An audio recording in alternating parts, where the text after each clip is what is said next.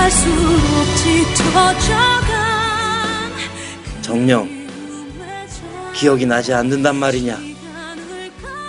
너의 기억 속에는 인사관리가 없단 말이냐? 저에게서 무엇을 찾으시옵니까? 도대체 저에게 무엇을 찾으시는 겁니까? 저는 인사를 모르옵니다. 한 번 듣고 말았지? 그러니까 두 번, 세 번 반복해서 들으라고. 자, 그 다음에 이제 직무평가 한번 들어가 보죠. 예, 직무평가는 방법이 이제, 직무평가에서는 항상 생각할 게 직무급이나 이런 부분하고 연결되는 부분들을 꼭 생각을 해봐야 돼요. 그러니까 조직 내 직무들을 서로 비교해서 상대적 가치를 밝히는 활동. 여기서 중요한 거는 상대적 가치죠. 절대적 가치가 아니라 상대적 가치. 그러니까 쉽게 얘기하면 이 교과서에 나온 예처럼 이 청소하는 업무, 수업 시간에 이제 식상한 예지만 청소하는 업무다 했을 때 이제 뭐 회사에서 청소하는 업무는 이렇게 상대적 가치가 낮을 수 있지만 우리 회사가 청소 영역 회사다 하면은 청소하는 업무가 가장 가치가 높죠. 그러니까 그러한 부분. 그래서 이제 이런 가치들을 조직 내에서 상대적 가치를 한번 밝혀보자 하는 것들이 직무평가죠. 일단은 직무평가의 목적을 한번 보면요.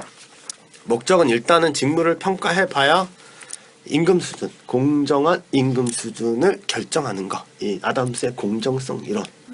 예, 그래서 이제 그런 것들, 공정한 임금 체계, 그 다음에. 그러니까 이런 거죠. 그러니까 중요한 일이 어떤 것이냐라고 분류를 해야 중요한 일에 대해서 임금을 더 줄 수 있다. 예, 라는 거죠. 임금의 차별화의 근거로. 아니면 왜냐면 사람들은 같은 일을 하는데, 아니 똑같은 하루 나와서 일하는데 왜 쟤하고 나하고 임금 차이가 있을까? 그렇죠. 그 부분에 대해서 이제 명확한 근거를 제시해주지 않으면은 종업원 내에서 갈등이나 이 조직에 대한 이 비판적인 생각들을 가지게 돼요, 사람은. 어쨌든 그렇고 이제 그 다음에 평가를 해야 인력 확보와 배치에 대한 합리성 제고. 이건 쉽게 얘기하면 이제 인력을 확보할 때 이 직무평가를 해야 이 공채에서 이제 10명이 들어왔다 했을 때 10명 1등, 10등까지가 있을 거 아니에요? 그 중에서 우선순위로 어디에 배치할 것인가.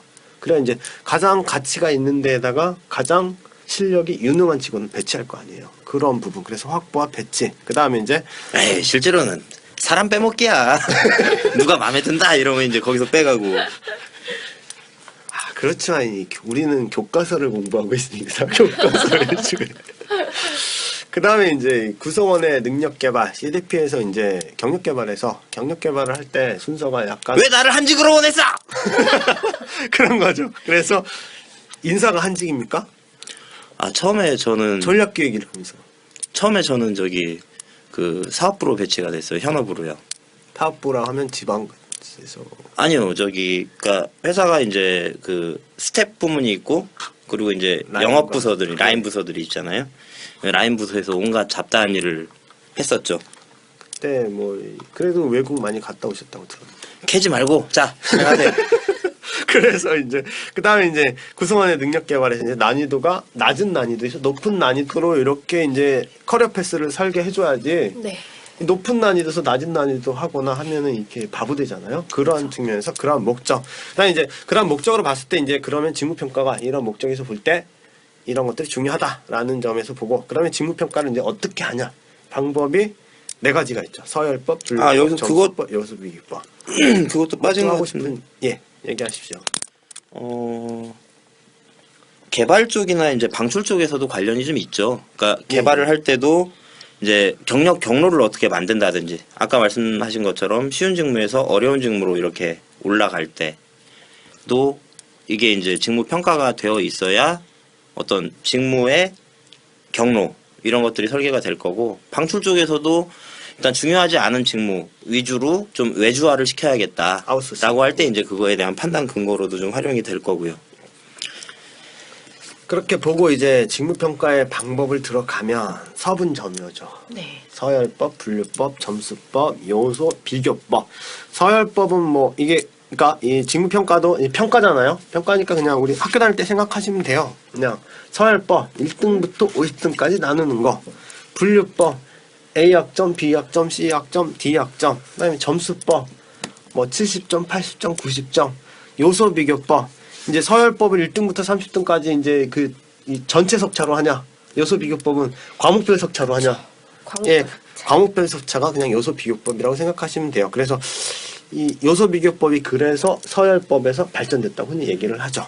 이 정도 보시면 되고 여기서 조금 이제 헷갈리시는 게 점수법하고 요소비교법 이렇게 보시면 점수법에서도 그냥 총체적으로 점수를 주진 않죠.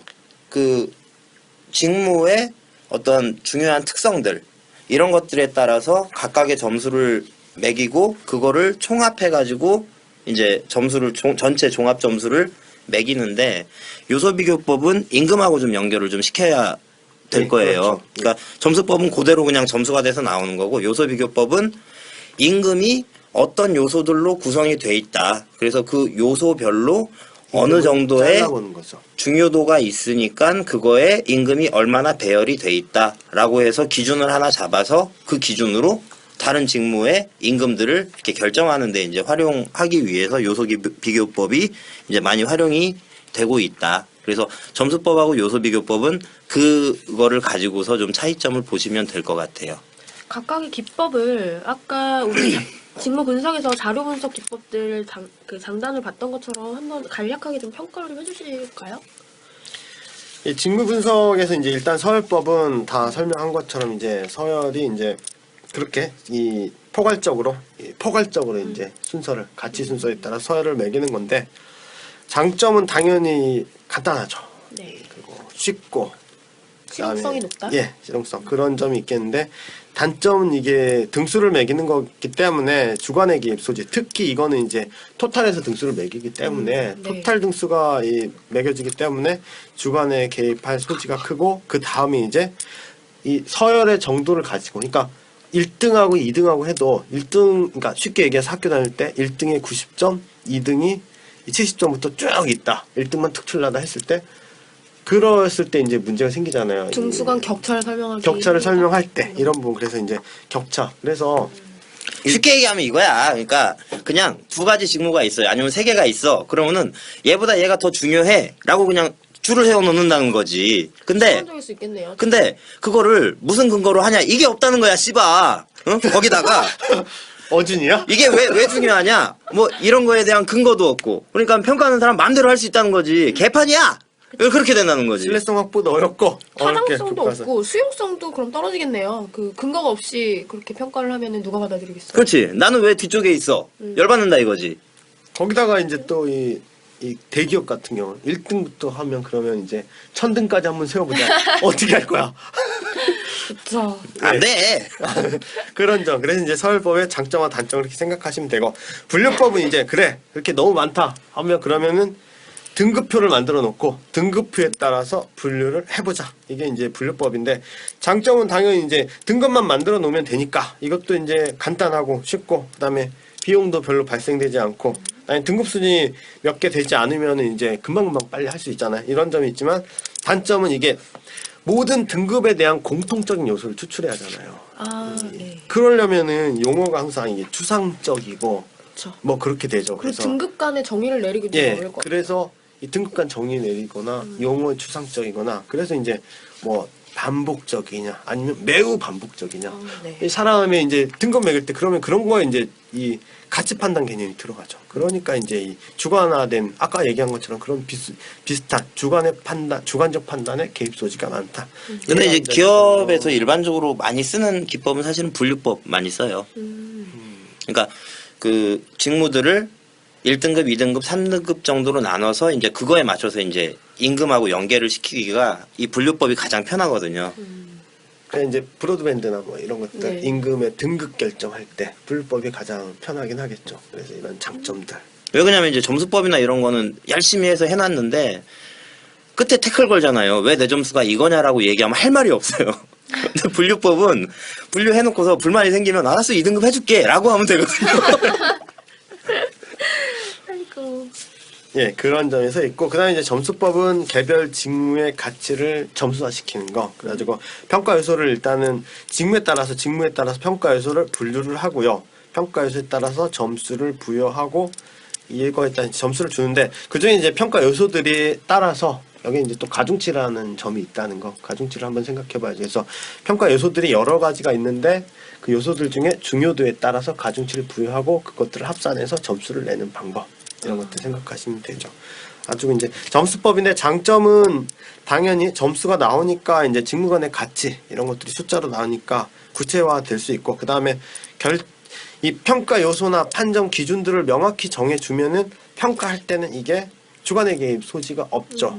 근데 이게 단점으로 보면은, 단점에 가면 평가 요소와 가중치 산정에는 또 주관 개입이 커지겠죠.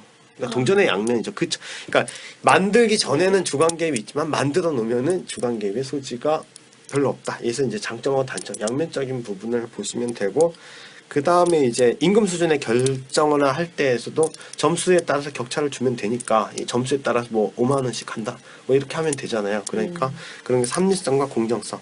이제 단점은 아까 얘기한 것처럼 가중치 설정 이런 것도 이제 평가 요소 이런 것들이고, 그 다음에 이거 만드는 과정에 시간이나 비용적인 측면에서 많이 발생하지 않을까. 시간이 많이 걸리겠죠, 당연히. 점수 계산하고 막 하고 하면. 그런 점에서 이제 단점. 그 다음에 이제 할 말 없으시죠?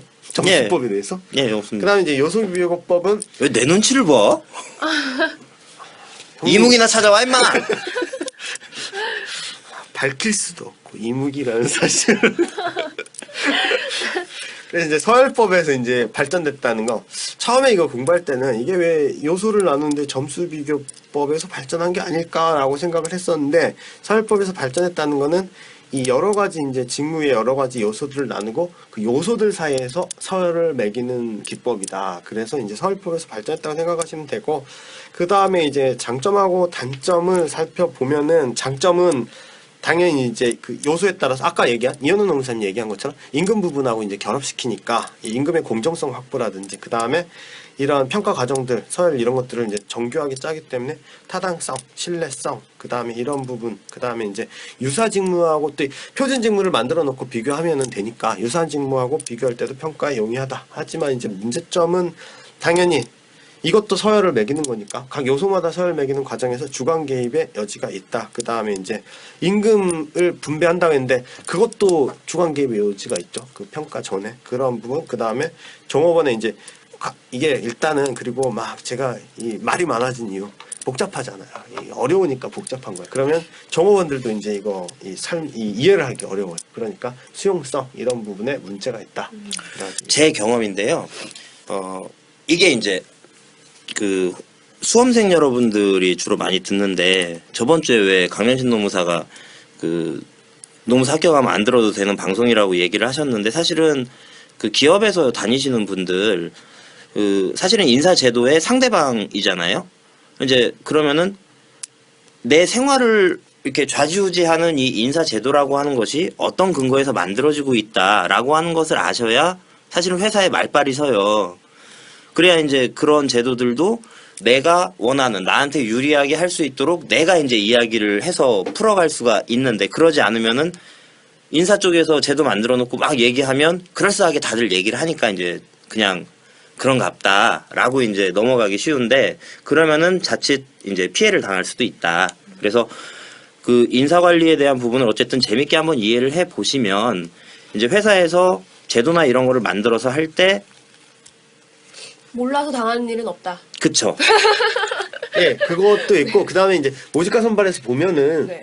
그 똑같은 얘기인데, 이 출제자의 의도를 파악하면은 답변을 내리기가 쉬워요. 그러니까 그것처럼 인사 이거 보면은 뭐 이생면접 뭐 이런 것들도 이제 출제자의 의도가 있잖아요. 뭐 이 교과서에 나온 것처럼 빌 게이츠의 뭐 미국 내 교도소가 몇 개인가 뭐 이런 것들은 출제자의 의도는 그게 아니라, 프로그래머는 되게 그 논리적 사고, 과학적인 이 수학적인 프로그램 짜는 것 자체가 이 수학이잖아요, 어떻게 보면. 그래서 그런 거기 때문에 그런 것들을 계산할 수 있냐 이런 거기 때문에 출제자의 의도를 파악해서 대답하면 되잖아요. 원래 이제 이 얘기를 꺼낸 게 요 말씀 드리려고 그랬는데, 이제 그러다 보니까 종업원의 수용성이라고, 요소비교법에서 종업원의 수용성 얘기를 드리려고 그런 건데, 사람들이 이제 크게 이제 이렇게 생각을 하죠. 제도가 복잡하고 이렇게 설계가 돼 있으면, 복잡하게 설계가 돼 있으면, 야, 그거 뭐야? 이해가 되게 얘기를 해야지.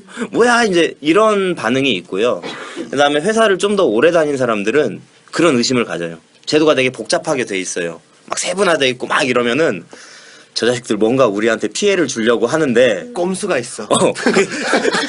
그냥 고지고대로 얘기하면 반발이 심하니까 뭔가 지금 비틀어놨다. 이제 이런 오해들을 해요. 항상 이 뭔가 정책을 낼 때 부연 설명 많으면 이게 그쵸. 꼼수가 있는 거죠. 이 국가에서 뭔 정책을 한다 하면 사실은 그게 오해는 아니에요. 사실이 그래요. 저는 저희 회사를 정말 좋아합니다. 저 들어가고 싶습니다. 자르지 말아주십시오.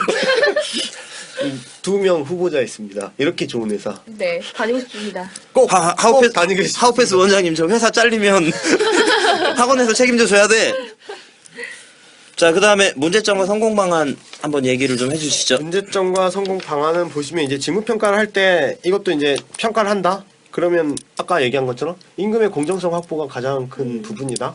특히 네. 이제 직무급이나 이런 부분하고 연결되는 부분이기 때문에 돈 문제 가장 민감합니다. 그럴 네. 때 임금 관련 불이익을 당할 수 있기 때문에 종업원의 거부와 저항 이런 것들. 그 다음에 아까 얘기한 요소 평가 요소 산정이나 가중치 산정에서 그런 것도 당연히 마찰이겠죠. 왜냐하면 이 기업 측에 생각하는 중요하다고 생각하는 부분하고 근로자가 생각하는 내가 생각하는 중요하다는 요소하고는 다를 수가 있겠잖아요. 근데 그쵸. 왜 내가 생각하는 건 평가 요소에 가중치도 안 주고 회사에서는 자기 마음대로 하는 것 같고 이런 부분에서 문제점. 그렇죠. 누구나 이제 자기 하는 일에 대해서 내가 하는 일이 얼마나 중요한데 라고 생각하는데 기업에서 보니까 한직이더라. 그러면은 열이 받는 거죠. 나는 항상 제일 중요한데. 그쵸. 그죠? 네, 회사에서 나 없으면 회사 안 돌아가는데. 그러니까 다들 그렇게 생각을 하는데 직무 평가 받아보니까 아니야. 이러면 이제 그 평가 기준에 대한 불만도 생길 거고요. 두 번째는 그 결과로 이제 불만들이 생기는 거죠.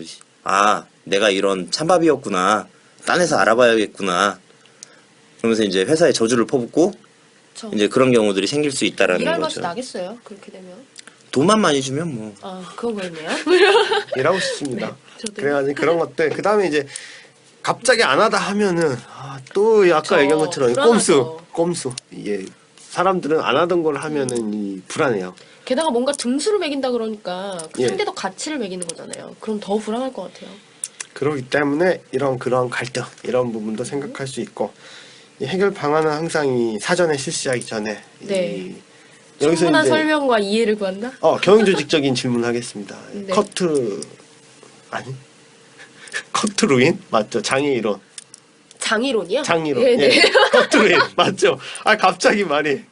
네, 르인의 예. 장이론 있습니다. 네.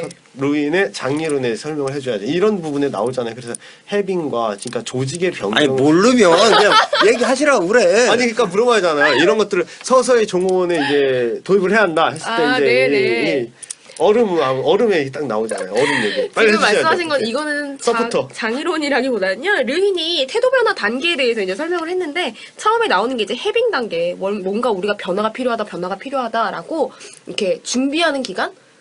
뭐라 그럴까요? 워밍업 하는 기간이고요. 그 다음에 나오는 게 진짜 실제로 변화를 주는 변화 단계.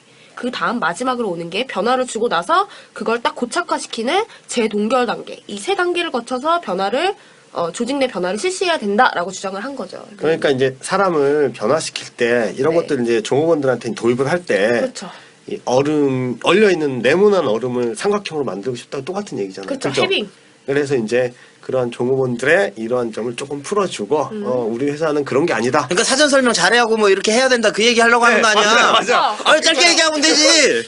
그거를 답안지에 어렵게 네. 써야 돼 우리는. 그쵸. 우리는- 요런 거 있잖아요. 뭐, 사전 설명을 많이 해서 뭐 동의를 구해야 된다. 이렇게 추상적으로 쓰지 말고, 커트 루인에 의하면 태도 변화를 줄 때, 조직 내 변화를 줄 때, 해빙 변화, 재동결 단계를 거쳐야 한다라고 주장했다. 그렇기 때문에 이렇게 쓰면 얼마나 좋아요. 종업원의 변화를 시킬 때 네. 이 충분한 종업원들의 홍보와 평가를 사전에 실시해서 이 변화를 시켜야 한다. 뭐 이런 내용들을 이제 답안지 기술하면은 또 이 있어 고득점을 보인다. 추구할 수 있는 답안지. 항상 네. 저는 고득점만 생각합니다. 왠지 저번 주와 같은 디스 당하는 분위기. 어쨌든 이거는 농사님 사랑합니다. 그리고 갑자기 질문 좀 하지 마세요. 당황했잖아요. 갑자기 질문하시니까. 아니 갑자기 생각나가지고 제가 공부할 때가 생각나가지고 좀 제가 기다리세요. 답안지 질문 이제 막 폭격 떨어집니다. 질문 예. 폭격. 그렇게 해서 이제 직무 평가가 끝나고요. 여기서 네. 여기 더 뭐 추가적으로 제가 말씀을 좀 드리고 싶었던 게 하나 있는데 일할 때 보통 이제 직무 평가를 하게 되면 이제 외부의 어떤 직무 전문가 이런 사람들이 이제 데려오는데 사실은 중요한 거는 직무 평가를 하려면 어쨌든 이 등수를 매기든 분류를 하든 이제 쭉 이렇게 나래비를 세워야 되잖아요. 그러려면 사실은 사업에 대한 이해를 잘하고 있는 사람, 그리고 그 일을 실제로 하는 사람들이 제일 잘 알 거란 말이죠. 그래서 외부의 직무 전문가라고 이제 컨설팅을 받거나 하더라도 그 사람들이 우리가 하고 있는 이 사업의 성격이나 이런 거를 잘 모르고 오기 때문에 하고 나면 분명히 반발이 생길 수밖에 없어요. 제일 많이 나오는 반발은 그런 거잖아요. 니네가 이 사업을 알아? 알지는 못하는 것들이 뭐 이 일이 중요하지 않다고 어떤 새끼가 이딴 식으로 한 거야? 라는 이제 반발들을 많이 사요. 그러다 보니까 인사 담당자가 할 수도 없고, 그래서 이제 욕을 들먹어 보자고 외부의 컨설턴트 데려다가 하더라도 이제 어차피 욕 먹는 건 마찬가지죠. 화살이 이제 양쪽으로 분산되다 뿐이지. 그래서 보통 기업에서는 정기적으로 1년에 한 번 아니면 뭐 반년에 한 번 정도 그 현업의 그 중간관리자급이나 그 직무 이루어지는 그 바운더리 안에 있는 전문가들을 현업에서 다 뽑아 와가지고 직무평가위원회를 만들어요. 그래서 그 사람들이 중심이 돼서 평가를 해야 네. 인사 담당자들은 이거 우리가 평가한 거 아니다. 너희들이 한 거다. 면피. 거기다가 그쪽에서 나름대로 인정받은 사람들이 한 거다. 이제 그렇게 이제 좀 면피도 되고 나름대로 이제 전문성도 확보가 되는 몰라. 거죠. 그거 어떻게 했는지 몰라. 성공 방안 중 하나가 직무평가위원회. 그래서 이제 사실은 평가위원회 현업과 구성. 커뮤니케이션이 많이 돼야 된다라는 것 이상으로 사실은 요거에 대한 평가 주체를 실제로 그 일을 하고 있는 담당자들 가운데서 이제 뽑아보는 거죠. 이제 그런 것들이 좀 필요할 것 같아요. 자, 그럼 이제 마지막 남은 직무 설계 들어가나요?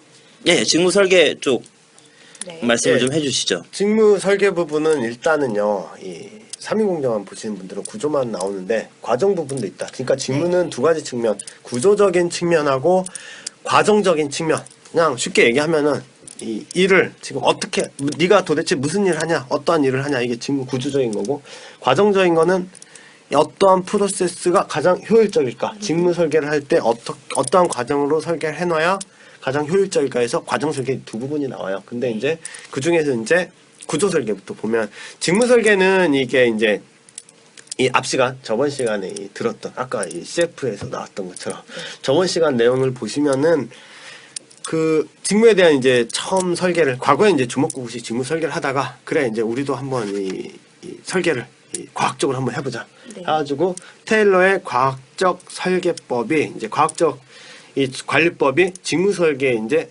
이 시초 이런 걸로 생각을 할 수가 있겠죠. 그래서 네. 테일러가 어떻게 보면 이제 직무 설계라는 부분을, 직무 설계라는 분야를 만들었다 이렇게 생각을 하시면 돼요. 아주 테일러의 이제 단수나 표준화, 전문화 막 이런 것을 통해서 어떻게 해야 가장 성과가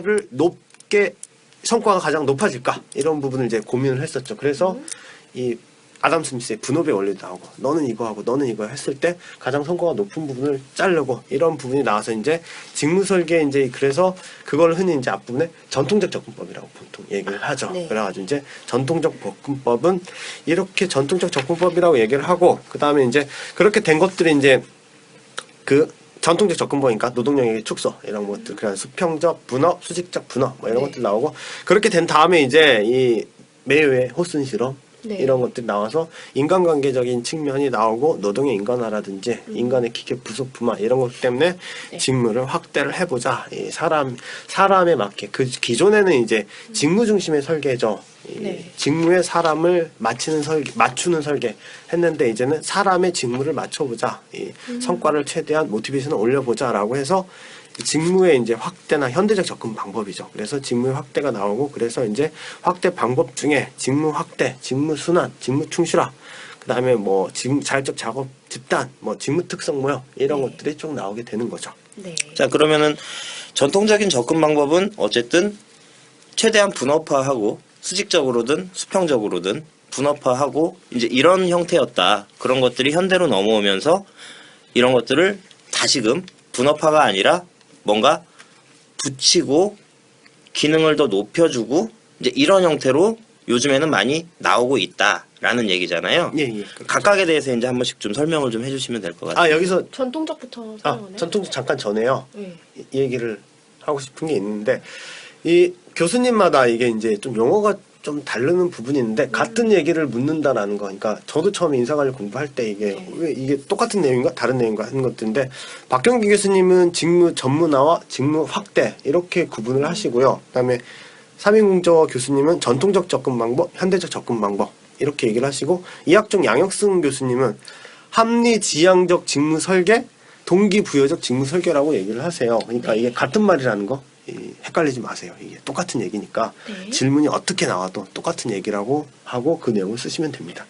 어쨌든 뭐 전통적 그 직무 설계 방법은 효율 중심. 어떻게 하면 더 짧은 시간 내에 적은 비용으로 많이 만들어내나 이런 직무를 만들려고 노력했다면 이후에 나오는 현대적인 직무 설계 방안들은 인간 측면, 일하는 사람들이 어떻게 하면 동기부여적인 신바람 나게 예, 일을 그렇죠. 잘할 수 있나 그런 측면에 맞춰서 이제 직무를 설계한 거다라고 볼 수 있을 것 같아요. 노무사님, 이현우 노무사님 신바람 나십니까? 신바람 저요? 나세요? 예.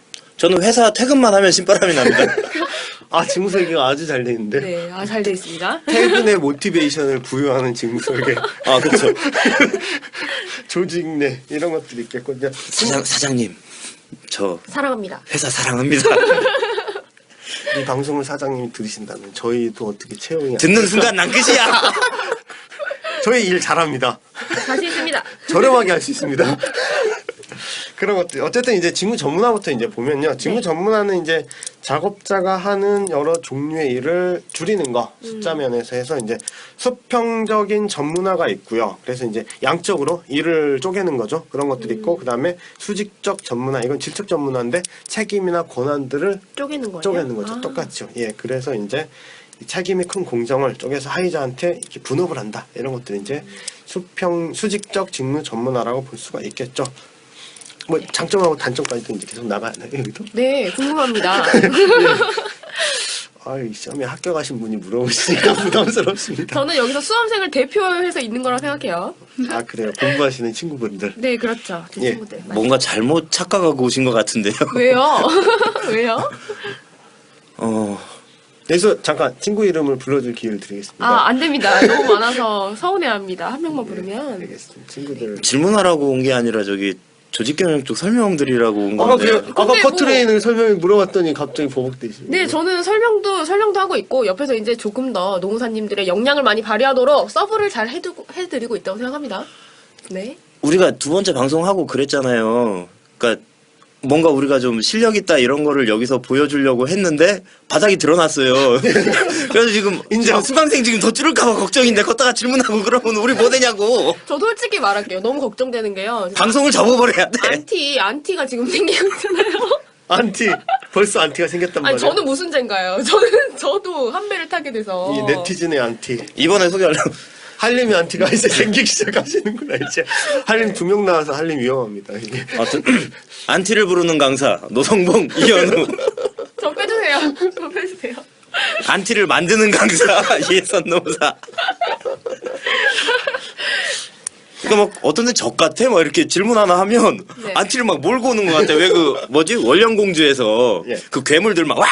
뭐 오는데 그 원령공주가 무슨 우주선 같은 거 타고 오잖아. 막 하면서 그런 느낌. 막 안티협회 회장. 겁나. 이 수강생의 안티로 다시 태어나. 신림동의 안티, 네. 한림의 안티, 수강생의 안티로 태어나. 그렇죠. 자, 그럼 제 생각은 그냥 효율성이 아주 높겠다. 이건 알 것 같아요. 예, 그러니까 기업층에서 이제 이 분업의 원리를 했을 때 앞에서 나온 것처럼 가장 좋은 거는 이 과거에는 뭐 자동차를 공장을 한다 하면 과거에는 자동차를 처음 만드는 것부터 이 설계부터 뭐 그런 부분을 혼자 다 해야 했었죠. 근데 이제 네. 지금은 이제 이 단순 반복 작업을 하게 돼버려서 이제 한다면은 첫째 이제 대량 생산이 가능하고 그 다음에 작업자 근로자의 질이나 이런 부분이 이제 낮은 작업자들 숙련도가 많이 올라가요. 숙련공들이 그러니까 미숙련공 그러니까 그 낮은 미숙련공을 채용할 수가 있겠다. 아, 네. 예, 그런 점들. 그러니까 과거에는 기능이 뛰어나고 능력 있는 네. 사람들 그런 것들이 필요한데 그렇게 되면 미숙련공을 채용한다고 하면 당연히 인건비 절감의 효과. 이런 점. 그 다음에 모집과 선발에서도 대충 이제 이 숫자만 읽으면 글자 한글만 읽으면 그래서 우리나라가 옛날에 국민 학교였잖아요. 국민학교, 네. 예, 그 이유가 그 국민을 만드는 거잖아요. 그 이유가 전 초등학교 세대라. 죄송합니다. 잘 무슨 왜 그랬냐 이게 그 네. 산업화 이게 이 교육이라는 갑자기 또 헛길로 빠져도 됩니까? 예.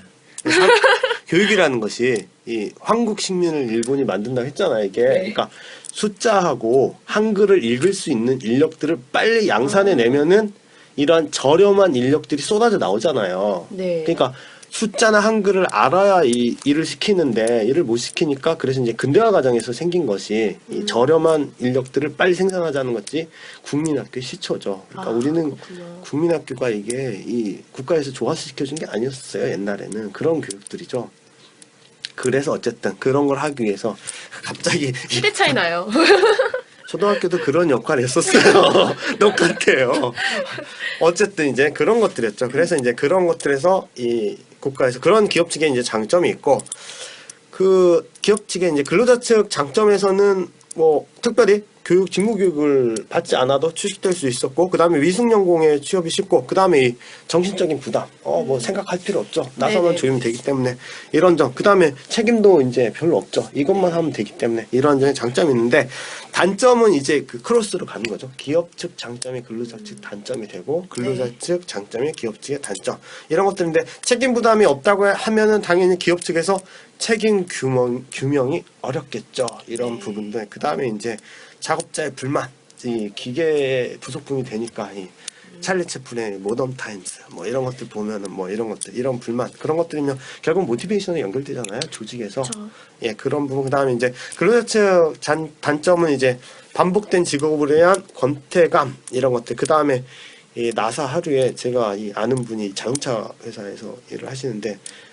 처음 한 몇 달은 그냥 할만하대요. 근데 그 달이 넘어가면 자기가 지금 이게 로봇인지 사람인지 모르겠대요. 계속 이 나사만 조이다 보면은 이게 그런 점이 있죠. 그래가지고 피로감이 올라가고 뭐 이런 이 인간 소외 현상 이런 것들 그 다음에 이제 말할 필요가 없죠. 그냥 계속 그것만 하면 되죠. 그래서 인간관계 형성 이런 점에 문제점이 생기겠죠. 아, 네.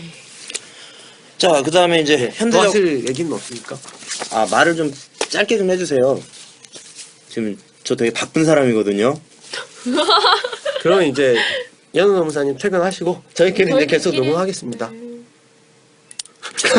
잘못했어요. 자, 현대적 직무 설계로 넘어가시죠. 예, 현대적 직무 설계는 이제 그러한 직무 전문화가 문제점에 아까 얘기한 것처럼 인간 소외 현상 이런 것들 있잖아요. 기계 부속품화, 분업의 폐 이런 것들이 되기 때문에 허츠버그라는 사람이 등장해요. 여기서 이제 또 패스를 해야죠. 허츠버그에 대해서 설명을 잠깐 듣겠습니다. 네, 그럼 이제 제가 좀 해드리자면 원래 허츠버그의 이론이 나오기 전에는요. 만족과 불만족을 1차원적인 단일 연속선 상에 놓고 봤어요. 만족의 반대는 불만족이다. 불만족의 반대는 만족이다. 하지만 이런 견해에 이제 다른 의견을 제시한 게 허츠버그죠. 만족의 반대는 그냥 만족 없습니다. 그리고 그것과 다른 차원으로 불만족과 불만족 없음이 존재한다라고 말해요. 상당히 철학적인데. 네, 그래서 이 허츠버그가 말을 하기를 위생 요인, 직무의 상황과 관련된 것들, 안전도, 인간관계, 회사의 정책 이런 것들이 관련된 위생 요인이 바로 불만족과 불만족 없음에 관련된 것이다. 그리고 동기 요인은 직무의 내용과 관련된 것인데 예를 들면 뭐 책임감, 성취감, 자긍심 이런 것들이 바로 만족과 비만족에 관련된 요인들이다라고 말을 해요. 그러면서 직무 설계 자체를 이 동기 요인을 올려줄 수 있도록 설계해야 된다라고 말을 하고 이 이론이 앞으로 뒤에 나오는 직무 충실화, 뭐 직무 확대 이런 직무 설계 기법들의 이론적 기반이 되는 거죠. 저 여기서 궁금한 거 있는데요. 네. 이 위생 요인 중에 하나가 임금이라고 봤잖아요. 네, 그렇죠. 근데 돈 많이 주면 만족차잖아요. 네, 그래서 이 이론의 비판점 중에 하나가 바로 그거예요. 어떤 거는 위생 요인이라고 허츠버그가 주장을 했는데 실상에서는 이게 위생 요인이 아니고 동기 요인으로 작용할 수 있죠. 그러니까 임금이 적으면 불만족하고 임금 많으면 만족하죠. 네, 그게 현실이긴 해요. 허츠버그가 현실감이 떨어지네요. 많이. 제가 네. 고액 연봉자로서 말씀을 이거 방송 드리면 끝나고 쏩니까? 예? 아니 보여줘요. 아니, 말을 아니 고액인지를 보고 네, 싶다고. 오늘 소유 당하나요? 저 말을 네, 오늘 소유. 말을 끝까지 들어보라니까. 오늘 삼류입니까 소입니까? 아니, 말을 끝까지 들어보라고. 제가 고액 연봉자로서 이 임금이 왜 불만족 요인이냐. 이 임금을 높여주면요. 그 처음에는 기분이 좋지만 이제 그 임금의 자기를 동일시화해요. 항상 어느 정도의 임금을 주더라도 아 내가 일하고 있는 것만큼 못 받고 있다라는 생각을 하게 되더라고요. 이제 만약에 뭐 예를 들어서 친구하고 처음 이제 회사를 딱 들어갔는데 누구는 초임이 3천이고 누구는 4천이다. 그러면 4천인 사람은 기분이 좋아지겠죠. 근데 네. 일하면서 아 내가 4천 받고 있는데 그거에 비해서 일이 너무 힘들다라는 생각을 한다는 거죠. 그리고 그게 5천, 6천 올라가더라도 처음에는 아 임금이 올라갔어 좋아라고 하지만 그게 한 달만 지나봐요. 그러니까 내가 6천을 받으면 인정받았다라고 처음엔 생각하지만 6천 받고 한두 달 지나면은 아 나는 6천을 받는 사람이야라고 생각이 바뀐단 말이죠. 그러고 나면 아이씨 더럽게 적네 이제 이런 생각이 다시 돌아와요.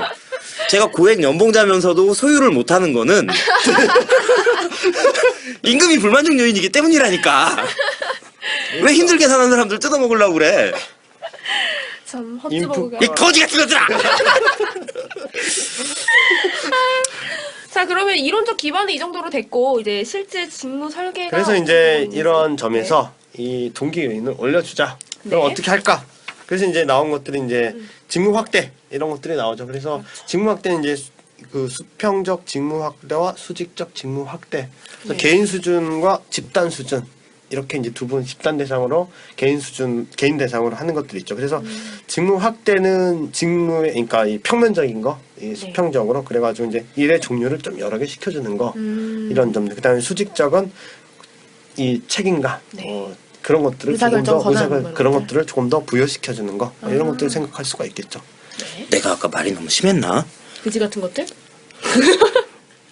아이 소심. 참여합니다. 다시 띵띵띵띵띵띵. 자 진도 나가세요. 네. 예, 그런 것들이 있는데 이제 그 다음에 이제 집단 수준은 이제 직무 교차 네, 이런 것들 이제 그 다음에 직무를 계속 바꿔주는 거, 직무 순환 그리고 이제 자율적 작업팀을 만들어 주는 거. 그다음에 이제 직무 총실에서 또 하나 생각할 수 있는 게 이거를 발전시킨 이론이 직무 특성 이론 네, 이런 그렇죠. 것들을 생각할 수가 있죠. 그러면 이제 직무 확대부터 봐야 하나요? 확대부터 볼까요? 간략하게 봐주. 예, 간략하게 하면 이제 기존의 과업들이 하는 일들을 이 분호의 원리가 이제 너무 그런 문제점이 생기기 때문에 네. 약간은 더 많이 그러니까 책임이나 권한은 증가하지 않되 일의 과업의 숫자는 늘려주는 거. 그리고 이제 장점 단점 안 물어봐도 이제 자성적 하겠습니다. 장점은 이 기술 다양성이 늘어나니까 이제 고용 잠재력이 올라갈 수 있다. 그 다음에 이제 작업에 대한 의미, 내가 무슨 일을 한다라는 점들을 좀 더 알 수가 있겠죠. 이런 것들. 그 다음에 단조로움, 실증 이런 것들이 줄어들 수 있겠다고 생각하는데 근데 이걸 또 반면 생각하시면 이 나사 한 개 쪼이다가 두 개 줘라 하면 이거 똑같은 일 주면은 아, 이게 뭔가 직무 확대 뭐 해준다고 했는데 아무것도 하는 게 없네 하니까 단조로운 직무가 추가됐을 때 실망감 그 다음에 이제 그런 성장 욕구 그 종업원의 이제 성장 욕구에 따라서 아까 얘기한 것처럼 그러한 기술 다양성, 고용 잠재력 올리고 싶다 이런 종업도 있겠지만 또 맥그리거 아저씨 나오잖아요. 네, 맥그리거 아저씨. 엑스맨들은 이런 거 시켜주면 싫어해요. 네. 나사만 주면 되지. 하나 더 추가될수록 짜증나죠. 나사만 네. 잘 주면 되는데 뭐하러 철판까지 자르라고 하나. 예, 그런 것들. 그 다음에 이제 이게 이제 직무에 따라서 이제 이 합칠 수 있는 게 한계가 있잖아요. 네. 그래서 이제 그런 부분, 그래서 도입에 제약을 받을 수 있는 문제 이런 것들이 있어요. 이런 것도 있고 그 다음에 이제 하실 얘기. 없어요. 충실히 넘어가 주세요. 예, 충실하게 하겠습니다. 현재 작업자가 이제 수행하는 직무의 자유 재량권과 책임을 증가시켜주는 거. 그러니까 이제 네. 과업에 대한 그런 것들이 있겠고, 그런 것들인데 이제 예를 들어서 이제 결정해라 이런 것들, 네가 네. 생각해서 해라 이런 것들을 이제 하는 것들이 그래서 이제 장점은 뭐 생각을 해라 하니까 이제 이 창의력. 뭐 그 다음에 피로도, 단조로움, 실점, 작업에 그 다음에 생각하고 해야 하기 때문에 작업자의 직무 능력 이런 것들이 신장이 될 수 있고 이런 것들이 이제 장점이지만 단점은 아까 얘기한 것처럼 아 이것도 똑같죠. 생각하려고 하는데 이 또 이 생각하게 해주니까 이런 거. 그 다음에 능력이 안 되는데 뭘 계획해보고 이 설계하라고 네, 하면 그렇죠. 아, 짜증나 이게 심리적인 부담감. 그 다음에 이제 관리자들이 또 계획하고 통제하던 관리자들이 또 할 일이 없어져요. 이게 그냥 특히 이거하고 생각할 수 있는 게 팀제 같은 거를 만든다고 하면 기존의 피라미드 조직에서 팀제로 만들었을 때 중간 관리층들이 사라지는 문제, 이 비슷한 문제죠. 이 책임과 권한을 부여하니까 그래서 이 반발 이런 것들을 생각할 수가 있겠죠. 그 다음에 이 결정 능력과 이 자율권 이런 것들 하려면 교육 훈련을 추가해야 하잖아요. 그렇기 네, 때문에 네. 추가적인 비용이 교육 들겠네요. 훈련 프로그램 요구가 되고 비용의 문제 발생할 수 있다. 이런 측면 생각할 수 있고요. 그 다음에 이제 집단 수준으로 넘어가도 되나요? 아, 직무 특성 이론 설명을 안 했죠. 네, 아직. 아, 예. 그래서 이제 이 이 사람이 지금 직무 특성 이론을 생각할 때요. 직무 특성 이론은요. 이거는 이해선 노무사님이 더 설명을 잘해주실 것 같은데. 직무 특성 이론이요? 예. 갑자기 이제 네, 그럼 일단 방금 말씀해주신 직무 충실화 그 모형에서 가장 문제됐던 게요. 우리 좀 쉬자. 그러니까 직무 특성 이론은 잠깐 네. 앞에 설명하면은 이게 수험생들이 오해하는 부분이 있는데 이게 그러면 이제 그 별개의 얘기다. 직무 충실화 그 다음에 발전된 이론이다 생각하시는데 기존의 직무 충실 이론을 이론적으로 보다 더 정교화시켰다라고 생각을 하셔야 돼요. 그쵸, 예, 정교화시킨 그렇게 거죠. 생각해야지 별개다라고. 그러니까 이런 거죠. 그러니까 직무 특성 이론이 직무 충실화와 별개가 아니라 직무 충실화를 하면 사람들이 더 동기부여가 되고 더 좋아지는데 왜 그러냐라고 하는 거를 설명해주는 근거가 된다는 거지, 씨바! 오늘 왜 이렇게 오바를 해요? 나도 사실 어제 술 먹었어. 그럼 설명 우리 잠깐 쉬겠습니다. 아, 네. 잠깐 낮잠을 자겠습니다. 네. 제 생각은요, 직무 충성 모형이 직무 충실화를 좀 보완해주는 거라고 또 생각을 해요. 그래서, 직무 충실화에서는 각각 종업원의 그 욕구의 강도, 그러니까 내가 이런 책임감을 가졌을 때 진짜 동기부여가 되는 사람, 안 되는 사람, 개인 차이가 있음에도 불구하고 직무 충실화는 그 개인 차를 고려하지 않았잖아요. 근데 직무 특성 모델에 와서는 가장 큰 특징이 그런 개인 차를 고려했다는 것 같아요. 제 생각인데 어떠세요?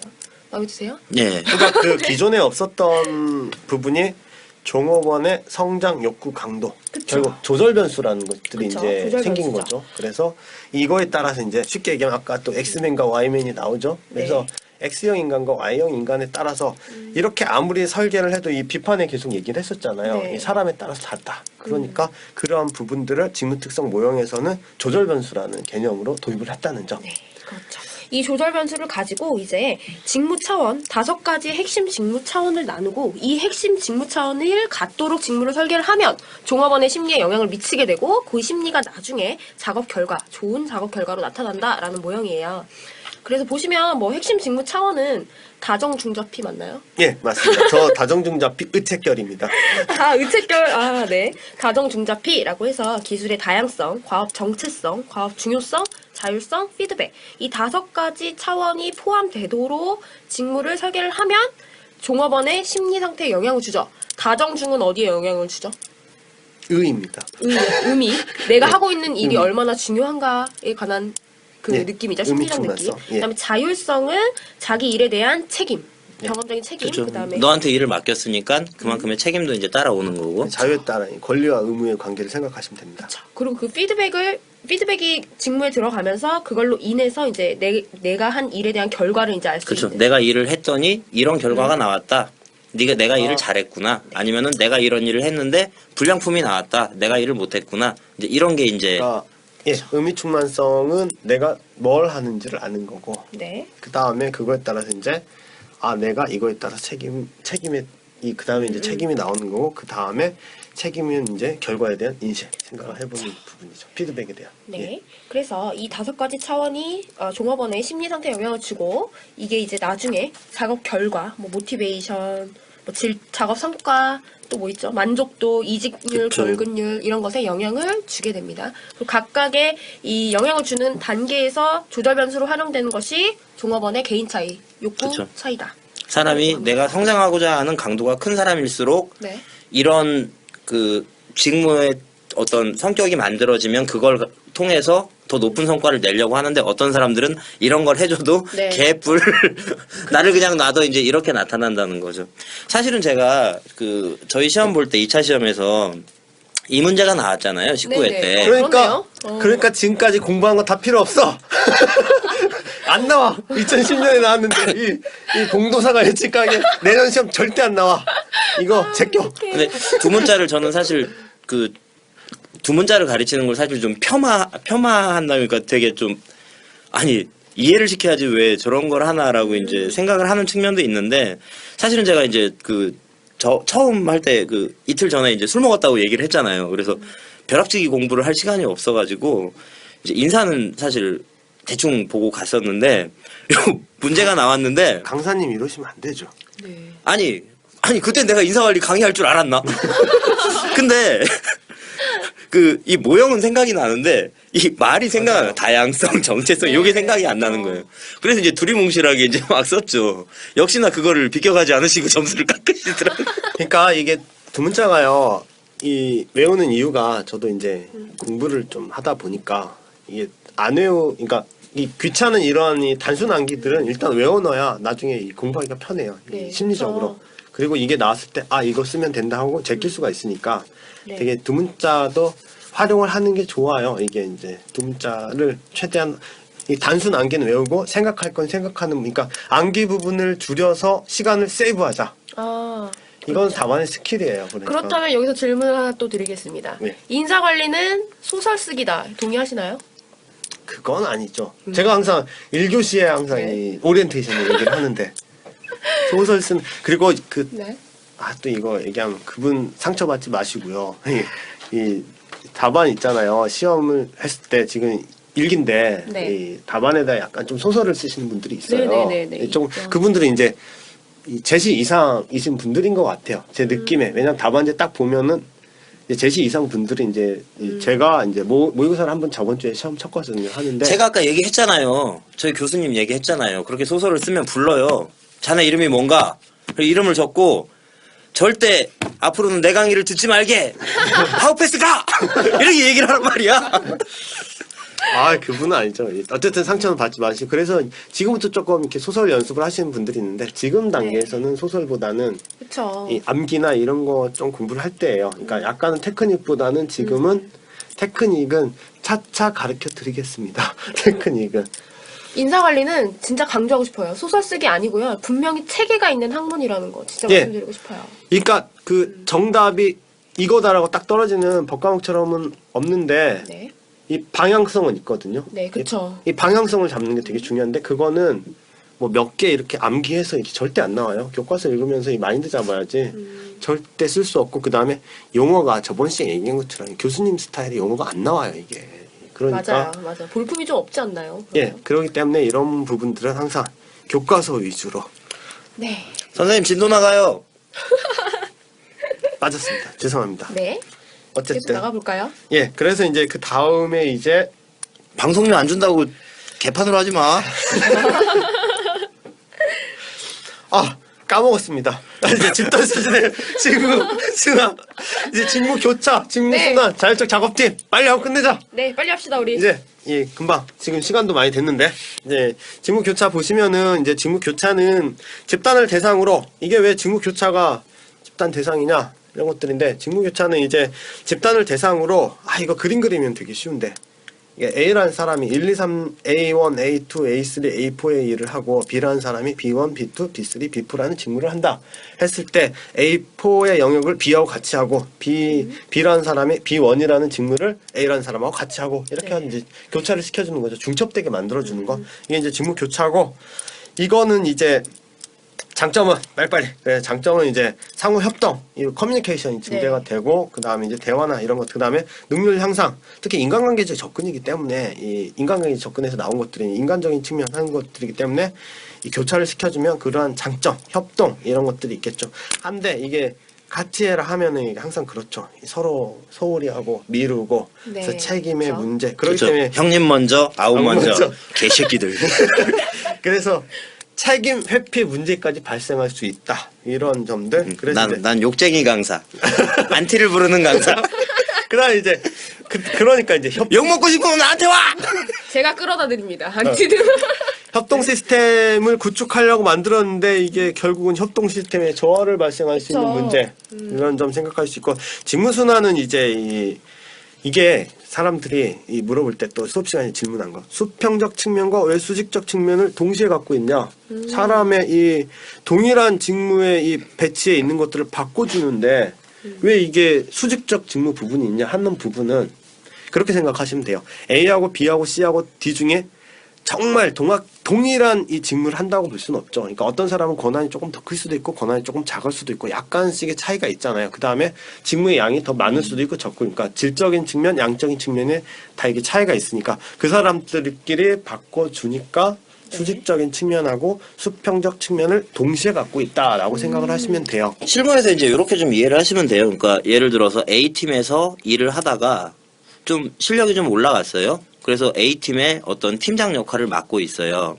그래서 이제 그 일만 오래 하면 그러니까 다른 성격이 전혀 다른 B팀으로 이제 보내주는데 이제 이쪽에서 팀장급 아니면 뭐 1등급, 2등급, 3등급 나왔을 때 3등급 일을 하다가 2등급 올라가고 1등급 올라갔는데 전혀 다른 일을 할 때는 처음 하니까 야 거기서 네가 1등급 역할을 하긴 뭐 하지 않느냐 라면서 이제 직무순환이 돌아가면서 전혀 다른 일에 3등급 일을 할 수도 있다라는 거죠.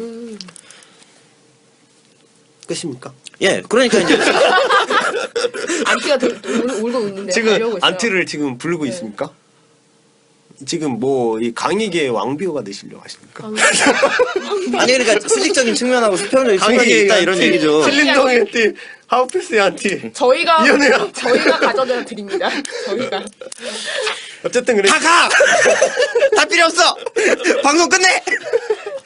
어쨌든 그래 이제 그러면 이제 장점은 당연히 이제 매너리즘에 이게 바꿔주니까 기술 다양성. 네. 그러면 기술 다양성이 연계시키는 게 이제 고용 잠재력. 그러면 회사 조직적 차원에서는 항상 조직적 차원을 생각을 하시면은 조급원 차원에서는 기술 다양성, 조직적 차원에서는 직무 배치, 융통성 이런 것들이 있겠죠. 그다음에 이제 바꿔주니까 매너리즘 이런 거 빠지는 것을 막을 수 있고, 그 다음에 스트레스 부담을 줄일 수 있고, 그 다음에 작업자의 능력이 신장될 수 있다 하는 것들인데, 이제 여기서 설계실 고려사항을 한번 생각해 봐야 돼요. 이 바꿔줄 때 얼마나 여기에 있어야 할까? 너무 짧으면은 이 제대로 배우지도 못했는데 옮겨가게 되고, 너무 길면은 이 목적인 매너리즘에 빠지지 않게 해주는 것들을 달성할 수 없기 때문에 고려사항을 꼭꼭꼭 써주시고요. 거기에다가 그 다음에 이제 효과, 이제 장점은 이제 그렇게 보고 단점은 생각하시면, 너무 바꿔주면은 결국은 이 사람이 아까 얘기한 것처럼 A팀에서 이제 B팀으로 가면은 모르잖아요. 생산성 저하. 결국은 조직에서는 비용이 증가되는 문제. 그렇게 되는 부분. 그 다음에 이제 새로 바꿔주니까 이 긴밀한 인간관계가 이제 깨지잖아요. 새로운 또 인간관계를 만들어야 하고, 그 다음에 이게 직무가 이 바꿔주는 걸로 이제 해결책인데, 이 그 직무는 사람들이 가면 다 이 삽질을 하고 싫어해요. 그럼 또 바꿔주고 하면은 이게 그 결과론적으로 이제 보면 해결책 자체가 아니라는 거죠. 단기적으로는 이렇게 바꿔주게 하는 거지. 언발에 오줌 누기 뭐 이런 식의. 잘못하면 약간, 죽두밥도 안 될 것 예, 같아요. 그래서 업무 성과가 낮은 사람 이제 그 낮은 쪽으로 이제 바꿔주면 그 사람도 낮고, 그러면 언젠가는 거기 한번 가야 하는데 또 가기는 싫고 막 이런 것들 있잖아요. 직무 유찰하기. 실무적으로 이제 그런 경우들 많아요. 그러니까 그 구멍이라고 하죠. 예. 그래서 한참 인생이 잘 풀리던 사람이 직무순환을 하면서 그 구멍에 한번 빠져요. 그 뒤부터 이제 인생이 망가지기 시작하는. 헤어나지 못하고 네. 더 빠져. 근데 그런 경우들이 좀 종종 있죠.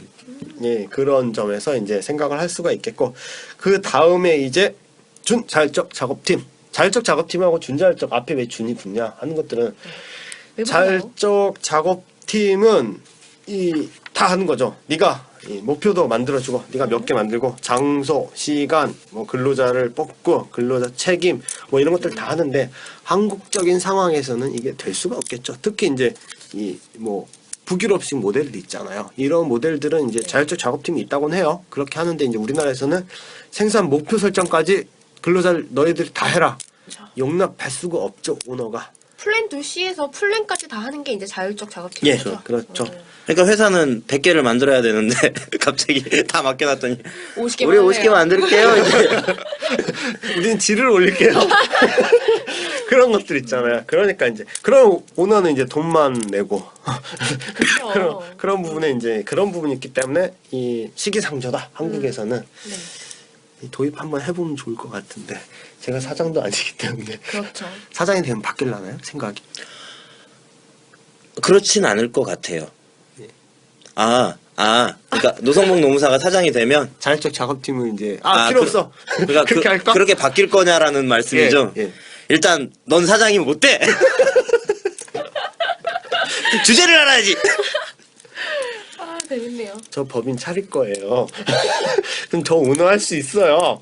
선생님 진도 나가요. 예, 그렇게 하고 이제 그 다음에 이제 그래서 이제 구별 개념으로 완전 자율적 작업팀이라는 것을 간략히 언급해 주시면 되고, 그래서 이제 그렇게 보시면 되고, 장점으로는 당연히 이제 이 생산성 향상이나 이 종업원끼리 인간관계의 측면이 있기 때문에 이 서로 이 노하우도 가르쳐 주고, 그러니까 교육 훈련 비용이 감소될 수 있고, 그 다음에 감독, 통제 이런 거 할 필요가 없죠. 이 작업팀에서 알아서 이제 결정해서 알아서 하기 때문에 이러한 점에서 장점을 생각할 수 있는데, 문제점은 이제 이 갈등이죠. 아까 얘기한 것처럼 몇 개를 생산할까 이런 것들이거나 아니면 우리가 알아서 하는데 왜 이렇게 간섭을 하는거나 그쵸. 이런 부분. 그 다음에 또 중요한 게 이제 자율적 작업팀을 구성했을 때 이 좋은 사람끼리 모이면 좋은데 이게 또 이 사이가 안 좋은 사람끼리 특히 이제 좀 성격 이상한 사람들이 있거든요. 한 회사에 명씩 있어요. 예, 회사에서도 그렇지 않아요?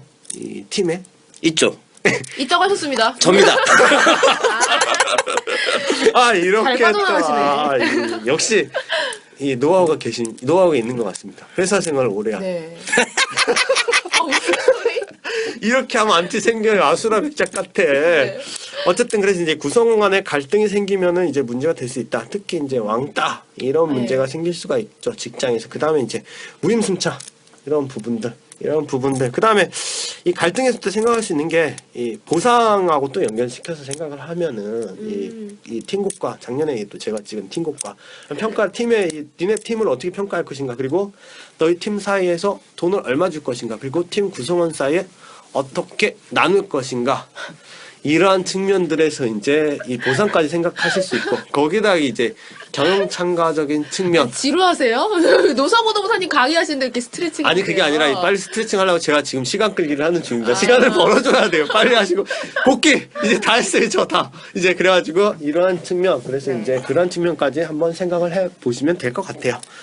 오늘은 뭐 그 다음에 과정 설계 이야기 하신대요? 비즈니스 리엔지. BPR까지 해야겠죠. 과정 설계하고 그다음에 근로 시간 설계는 간단하게, 사실은 이게 중요한 부분은 사실 아니긴 한데, 그렇죠. 이 교과서에 그렇게 비중이 그렇게 큰 부분은 아닌데, 쉽게 이제 이렇게 이해를 하시면 될 것 같아요. 과정 설계는 그러니까 일이 이루어지는 흐름이라고 하는 게 있잖아요. 그러니까 예를 들면 예전에는 구매 쪽에서 원료를 사와가지고 막 이렇게 하고서 원료를 사왔다.